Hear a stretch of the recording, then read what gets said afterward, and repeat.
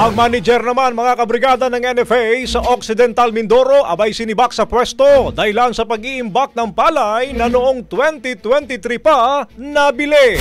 Brigada Jigo Custodio, ibrigada mo! Brigada! Live report! Sinibak sa pwesto ni Agriculture Secretary Francisco Chu Laurel ang manager ng National Food Authority sa Occidental Mindoro matapos matuklasan ng DA na may nakaimbak na palay na noon pang 2023 nabili. Ayon kay Laurel, aabot sa 20,000 mga sako ng palay ang hinayaan nakaimbak lamang sa warehouse ng NFA. Dahil dito, malinaw daw na may mismanagement sa supply ng NFA sa Occidental Mindoro. Maliban sa pagsibak sa pwesto, pinag-aaralan rin ng DA na sampahan ng kasong administratibo ang manager habang patuloy ang kanilang investigasyon. Una ng pinabulaanan ng NFA Occidental Mindoro ang ulat na may 100,000 sako ng palay ang nabubulok sa kanilang mga bodega.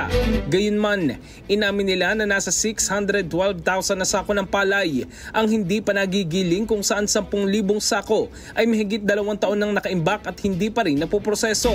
Samantala, ipinasa na ng ahensya sa pamamagitan ng Food Terminal Incorporated ang bigas mula sa NFA sa piling local government units na interesadong bumili ng NFA rice kasunod ng deklarasyon ng National Food Security Emergency sa bigas. In the heart of changing lives, ito si Brigada Jigo Custodio ng 105.1 Brigada News of Manila. The Music News of all. Brigada Balita Nationwide. Ang bahaging ito ay hatid sa atin ng Maxan Mangosteen Santone Coffee. Max Healthy, Max Sarap.